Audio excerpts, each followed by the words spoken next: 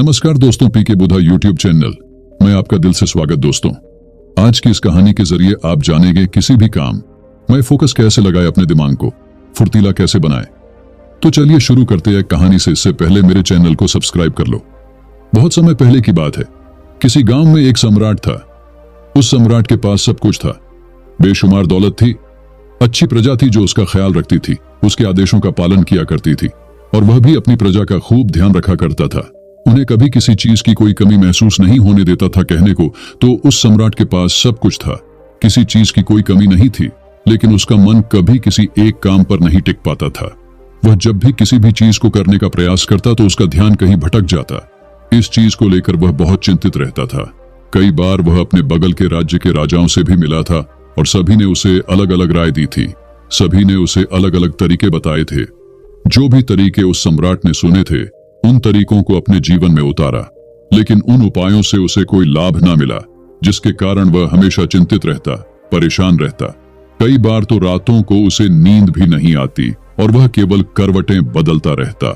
एक दिन सम्राट के कानों तक एक बात पहुंची कि उसके राज्य में एक ऐसा असाधारण व्यक्ति है जिसके शब्द अनमोल है, जिसके एक एक शब्द में जीवन का रहस्य छुपा है, जीवन का सत्य छुपा है।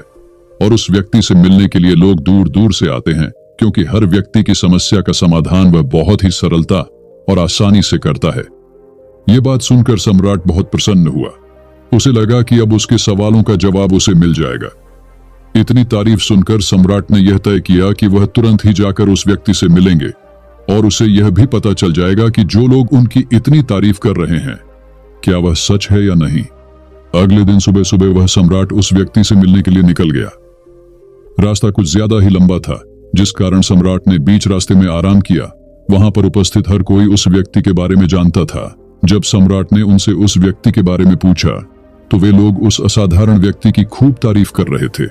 तभी सम्राट ने सोचा कि लगता है यह व्यक्ति बहुत बुद्धिमान है, बहुत ज्ञानी होगा और प्रभावशाली व्यक्ति होगा, अन्यथा हर कोई उसकी इतनी तारीफ नहीं करता। जरूर ही उस व्यक्ति में ऐसी कोई बात अवश्य है जिसके कारण हर कोई उन्हें जानता है और उनकी तारीफ कर रहा है। उस व्यक्ति की तारीफ सुनकर सम्राट के मन में उस व्यक्ति से मिलने की उत्सुकता और अधिक हो गई।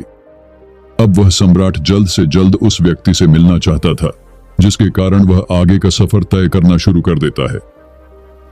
जैसे तैसे वह सम्राट उस व्यक्ति के आश्रम पहुंचा, पर आश्रम में उसे कोई नजर नहीं आया। आश्रम के पीछे एक छोटा सा बगीचा था। जब सम्राट वहां पहुंचा तो उसने देखा कि एक माली बगीचे में काम कर रहा था। उसका पूरा शरीर मिट्टी से लथपथ, पैरों में कोई चप्पल नहीं थी। इसको देखकर सम्राट ने माली से कहा, सुनिए महोदय, इस आश्रम के मालिक कहां हैं? मैं उनसे मिलने आया। इस पर वह माली जवाब देते हुए कहता है, श्रीमान, आप अंदर बैठिए, मैं उन्हें बुलाता हूं, वह जल्द ही आपसे मिलेंगे। माली की यह बात सुनकर सम्राट अंदर कुटिया में जाकर बैठ गया और उस असाधारण व्यक्ति के आने का इंतजार करने लगा। कुछ देर प्रतीक्षा करने के बाद जब असाधारण व्यक्ति उस सम्राट के सामने पहुंचा, उसने देखा कि यह तो वही व्यक्ति है जो बगीचे में काम कर रहा था। सम्राट ने उन्हें नमस्कार किया और बहुत हैरानी से कहा, अरे आप तो वही माली है जो बाहर बगीचे में काम कर रहे थे, लेकिन अब की बार तो माली एक बौद्ध भिक्षु के रूप में आया था। तभी बौद्ध भिक्षु सम्राट से कहते हैं, सम्राट, मेरा मजाक माफ कीजिए, मैं बगीचे में छोटा सा काम कर रहा था। मैं ही यहाँ का माली हूँ और मैं ही वह असाधारण व्यक्ति हूँ जिससे आप यहाँ इतनी दूर मिलने आए। कृपया करके अपने आने का कारण बताएं। इस पर सम्राट उन बौद्ध भिक्षु से कहता है, हे महाराज, मैंने सुना है कि आप जैसा व्यक्ति इस पूरे राज्य में नहीं है। मैंने आपकी तारीफ सुनी है, मैंने आपके बारे में कई सारी अच्छी बातें सुनी है। मैंने यह भी सुना है कि आपके पास जो भी अपनी समस्या लेकर आता है, उसकी समस्या का समाधान आप अवश्य करते हैं। इसी कारणवश मैं आज आपसे यहाँ पर मिलने आया हूँ और मैं आपसे उपदेश सुनना चाहता हूँ। लेकिन मेरे मन में एक शंका है। इस पर बौद्ध भिक्षु सम्राट से कहते हैं, कैसी शंका? इस पर सम्राट कहता है, मैंने बहुत से विद्वानों को देखा है, बहुत से ज्ञानियों को देखा है। वे जब भी चलते हैं तो उनके पास तरह तरह की ज्ञान की किताबें होती हैं। उनके पास ऐसा कोई ना कोई संकेत जरूर नजर आता है जिससे यह पता चल सकता है कि वे लोग ज्ञानी है। लेकिन आपके पास तो ना कोई ज्ञान की किताबें हैं और ना ही कोई ऐसी कला के संकेत आप में नजर आ रहे हैं, लेकिन उसके बावजूद आप बहुत शांत नजर आ रहे हैं। क्या आप मुझे इसका रहस्य बता सकते हैं? इस पर बौद्ध भिक्षु मुस्कुराने लगे और सम्राट से कहते हैं, मेरा ज्ञान तो इस संस्कार में प्रकृति के रूप में हर जगह है। मैं अपना ज्ञान जीवन की सरल और साधारण वस्तुओं से ही लेता हूं। पर महाराज, आप यहाँ किस समस्या को लेकर परेशान हैं? कृपया आप मुझे आपके यहाँ आने का कारण समझाएं। इस पर सम्राट कहते हैं, गुरुवर, मेरे यहाँ आने का कारण यह है कि मैं किसी भी काम को लेकर लंबे समय तक उसी कार्य पर अपना ध्यान नहीं लगा पाता। मैं कुछ ही देर में उस कार्य से भटक जाता हूं। कृपया कर मुझे अपने इस समस्या का समाधान बताएं। मैं इस बात से काफी चिंतित हूं। बौद्ध भिक्षु ने सम्राट की चिंता को समझकर कहा, महाराज, आपकी समस्या मुझे समझ आ गई है। आप जिस कार्य पर ध्यान नहीं लगा पा रहे, उसके लिए मैं आपको एक उपाय बता सकता हूं, लेकिन आज आपको देर हो चुकी है। आप मुझे कल सुबह मिलिए। कल सुबह का समय ठीक रहेगा। कल सुबह जब आप मुझसे मिलेंगे तो मैं आपके सभी सवालों का जवाब आपको दे दूंगा। यह कहकर बौद्ध भिक्षु वापस अपने बगीचे में लौट गए और वह सम्राट भी वापस अपने महल लौट गया। लेकिन सम्राट को रात भर नींद नहीं आए। वह बस यही सोच में लगा था कि आखिर बौद्ध भिक्षु मुझे क्या बताने वाले हैं। वह तो मुझे एक साधारण से माली नजर आ रहे हैं, लेकिन जिस तरह से उनका मन शांत था, जिस तरह से वह शांत नजर आ रहे थे, यह बहुत आश्चर्य करने वाली बात है। रात भर सम्राट इन्हीं ख्यालों में खोया रहा। अगले दिन सुबह सूरज निकलने से ठीक पहले सम्राट उस आश्रम पर वापस पहुंचा। वहां पर बौद्ध भिक्षु पहले से ही उपस्थित थे। जैसे ही सम्राट वहां पहुंचा, उन बौद्ध भिक्षु ने एक पानी का छोटा सा जग उस सम्राट के हाथ में थमा हुए कहते हैं, इसे लीजिए और पौधों पर धीरे धीरे पानी डालिए। और ऐसा करते करते ये आपके सामने पूरे 15 पौधे हैं। इन सभी पर आपको इसी प्रकार पानी डालते चले जाना है। लेकिन जब आप इस क्रिया को कर रहे होंगे तो उस वक्त मेरी एक बात का अवश्य ध्यान रखिएगा कि आपको इस दौरान कुछ और नहीं करना है, ना कुछ सोचना है और ना ही कहीं आपका ध्यान भटकना चाहिए।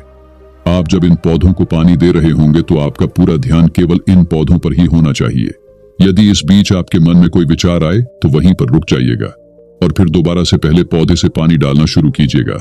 और जब आप मेरी बात मानकर ठीक इसी प्रकार इन सभी 15 पौधों को पानी दे देंगे, तब आप मेरे पास आइएगा और मैं आपके सभी सवालों का जवाब आपको दे दूंगा। उस सम्राट ने आज तक ऐसा कोई काम नहीं किया था और सम्राट को यह काम बहुत छोटा सा लग रहा था। सम्राट पहली बार ऐसा कोई काम करने जा रहा था। उस पानी के जग से पहले पौधे पर बहुत ही ध्यानपूर्वक पानी दिया और फिर दूसरे पौधे की ओर आगे गया। दूसरे पौधे पर भी उसने ध्यानपूर्वक पानी दिया। फिर उसने तीसरे पौधे पर पानी देना शुरू किया ही था कि उसके मन में तरह तरह के विचार उत्पन्न होने लगे। उसे अपने महल का बगीचा याद आने लगा, जहां पर तरह तरह के फूल थे, तरह तरह के पौधे लगे हुए थे। तभी अचानक उस सम्राट को उन बौद्ध भिक्षु की बात याद आ गई। यदि मन में कोई भी विचार उत्पन्न हो तो उसे फिर से पहले पौधे से पानी देना शुरू करना होगा। तुरंत ही पहले पौधे के पास वापस पहुंचा और उसने फिर से पहले पौधे को पानी दिया। दूसरे पौधे को उसने फिर से ध्यानपूर्वक पानी दिया। जैसे ही वह तीसरे पौधे पर पहुंचा, उसके मन में फिर से कई तरह के विचार उत्पन्न होने। अब की बार यह सोच रहा था, पता नहीं मेरे बिना मेरे साम्राज्य में क्या हो रहा होगा। और अब की बार सम्राट को बहुत क्रोध आने लगा। उसने सोचा कि आखिर मैं यह छोटा सा कार्य क्यों नहीं कर पा रहा हूं। वह तुरंत ही फिर से पहले पौधे के पास पहुंचा। उसने अब की बार बहुत ध्यानपूर्वक पहले पौधे को पानी दिया, दूसरे पौधे को भी ध्यानपूर्वक पानी दिया। ऐसे करते करते अब की बार सम्राट करीबन 5 पौधों में बहुत ही ध्यान पानी दे चुका था। लेकिन अब की बार जैसे ही उसने छठे पौधे पर पानी देना शुरू किया, उस पानी को देखकर सम्राट के मन में नदी के विचार उत्पन्न होने लगे और सम्राट अब बहुत परेशान हो चुका था। जितनी बार वह पौधों को पानी देने का प्रयास करता है, हर बार वह असफल हो जाता। उसका मन उतना ही ज्यादा व्याकुल होता जाता और वह खुद पर क्रोधित हो जाता है। सम्राट यह बात बहुत अच्छी तरह से जानता था कि वह भिक्षु उसकी परीक्षा ले रहे हैं। वह बहुत बुद्धिमान था। इस कारण उसने उन बौद्ध भिक्षु के सभी नियमों का पालन करना जरूरी समझा। सम्राट जितनी बार भी कोशिश करता है, हर बार वह असफल हो जाता। उसका मन उतना ही ज्यादा व्याकुल होता जाता है, हमेशा खुद को किसी न किसी विचार में उलझा हुआ पाता। ऐसे ही करते करते सुबह से शाम का वक्त हो चुका था, लेकिन अब तक वह सम्राट पूरे 15 पौधों में पानी नहीं दे पाया था। जब बौद्ध भिक्षु लौटकर शाम को वापस आश्रम लौटे तो उन्होंने देखा कि वह सम्राट थक हार कर बैठा हुआ है और तरह तरह की बातों में उलझा हुआ है। तभी बौद्ध भिक्षु सम्राट के पास पहुंचे और कहने लगे, हे सम्राट, मैं तुम्हारी ईमानदारी से बहुत खुश हूं। तुमने अपने कार्य को पूरे मन और लगन के साथ करने का पूरा प्रयास किया, इसलिए जो बात मैं तुम्हें बताने जा रहा हूं उसे बहुत ही ध्यानपूर्वक सुनना और समझने का प्रयास करना। जब हमारा मन विचारों से खाली हो जाता है तब उसमें मन का असली स्वरूप नजर आता है। तब साधारण से साधारण सा काम भी हमें ज्ञान और शांति देता है। इस पर सम्राट उन बौद्ध भिक्षु से कहता है, हे महाराज, पर यह कैसे संभव है? मैं तो जब भी कोई कार्य करता हूं तो मन में कई तरह के विचार उत्पन्न होते हैं और मैं उन विचारों में फंस कर रह जाता हूं और वहां से बाहर निकलने का कोई रास्ता मुझे नजर नहीं आता। तभी बौद्ध भिक्षु मुस्कुराने लगे और सम्राट से कहते हैं, हे सम्राट, तुम पौधों में पानी नहीं डाल रहे थे, तुम तो जल्दी जल्दी अपने इस कार्य को बस खत्म करना चाहते थे। तुम्हारे मन में तो यह विचार उत्पन्न हो रहा था कि तुम जल्दी से जल्दी इन 15 पौधों में पानी दे दो और उसके बाद तुम मुझसे मिल सको, मुझसे अपने प्रश्नों का उत्तर जान सको। किसी कारणवश यह कार्य तुम्हें बोझ सा प्रतीत हो रहा था, मानो मैंने तुम्हारे कंधों पर एक बोझ रख दिया हो, और यही कारण है कि तुम अपने आप को इस पल में रोक नहीं पाए। जब हमारे सामने रखा हुआ कार्य बोझ लगता है तो हम उसे बस जैसे तैसे खत्म करना चाहते हैं और उस काम को करते समय हम अपना पूरा ध्यान उस कार्य पर नहीं दे पाते। किंतु अगर तुम इस पल के महत्व को समझ पाते, इसके महत्व को महत्व दे पाते और केवल पौधों और पानी पर ध्यान देते, तो तुम्हें कोई भी विचार परेशान नहीं कर पाते। इस पर सम्राट कहता है कि महाराज, मुझे आपकी यह बात समझ में आ रही है कि मैं जल्दी जल्दी इस कार्य को खत्म करके आपसे मिलना चाहता था, जिस कारण मेरा मन इस कार्य में पूरी तरह से नहीं लग सका। लेकिन यह एक पल है जो हम जी रहे हैं, उस पल में रहना बहुत कठिन है। क्या मुझे इसके लिए कोई तपस्या या तप करना होगा? इस पर बौद्ध भिक्षु एक बार फिर मुस्कुराने लगे और सम्राट से कहते हैं, जिस शांत मन की तलाश तुम कर रहे हो वह शांत मन तो पहले से ही मौजूद है, वह तो पहले से ही तुम्हारे भीतर है। इसके लिए तुम्हें कहीं भी जाने की कोई आवश्यकता नहीं है और न ही तुम्हें कहीं शांत जगह जाने की आवश्यकता है। इसके लिए कुछ जरूरी है तो वह है अपनी सांसों पर ध्यान देना। इसलिए अपनी सांसों पर ध्यान देना सीखो। हम किस तरह से सांसें ले रहे हैं और किस तरह से त्याग रहे हैं, इस बात को देखने और समझने का प्रयास करें। तब तुम्हें यह समझ में आ जाएगा कि तुम्हारा शांत मन तो तुम्हारी सांसों के साथ ही बना हुआ है। उसके बाद तुम चाहो तो कोई भी कार्य करते वक्त भी अपनी सांसों पर ध्यान दे सकते हो। जब तुम कहीं चल रहे हो, कोई ऐसा कार्य कर रहे हो, तो तुम्हें अपनी सांसों पर ध्यान देना चाहिए, या कोई भी ऐसी क्रिया जो तुम्हें वर्तमान से बांधे रखें।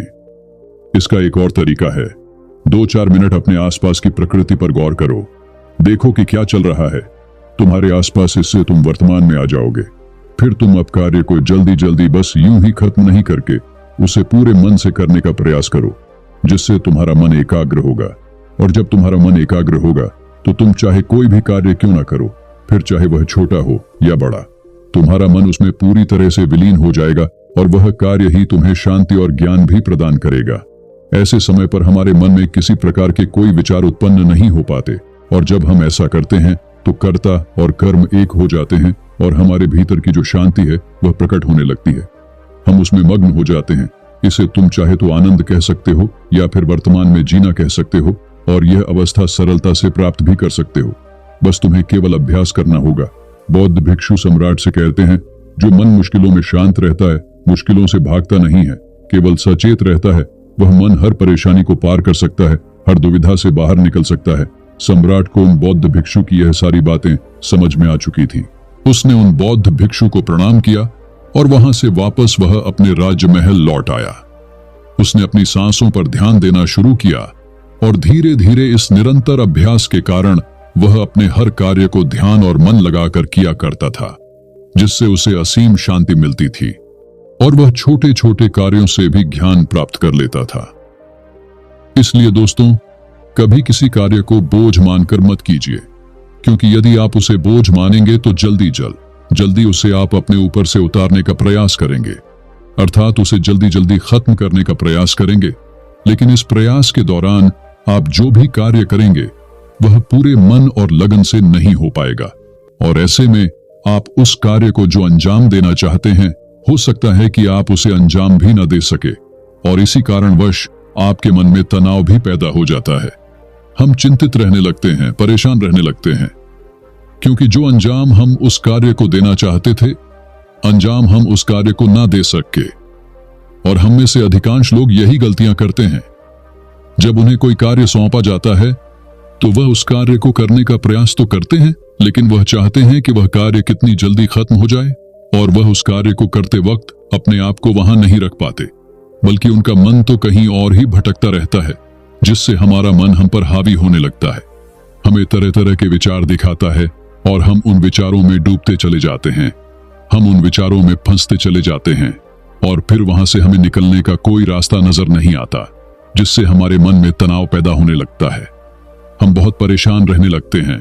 हम चाहकर भी किसी कार्य को नहीं कर पाते, और जो कार्य हमें वर्तमान की ओर ले जा सकता था, उस दरवाजे को हम खुद ही बंद कर देते हैं, क्योंकि वह कार्य हमें बोझ लगने लगता है।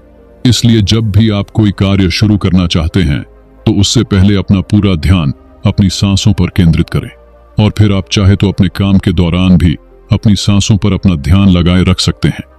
और यही सांस का जो ध्यान है, ये आपके काम के ध्यान में परिवर्तित हो जाएगा, और इस कार्य में जो भी कठिनाइयां उत्पन्न हो रही हैं उसे आप पल भर में सुलझा देंगे, फिर चाहे कैसी भी विपरीत परिस्थितियां आपके सामने क्यों ना आ जाएं, आप उस कार्य को पूरे मन और लगन के साथ पूरा करके ही रहेंगे।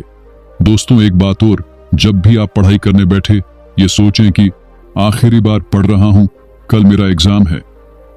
यकीनन इस सोच के साथ की गई तैयारी एक अलग लेवल की होगी और आप बड़े से बड़े एग्जाम आसानी से पास कर लेंगे। इसी को दोस्तों फोकस कहते हैं।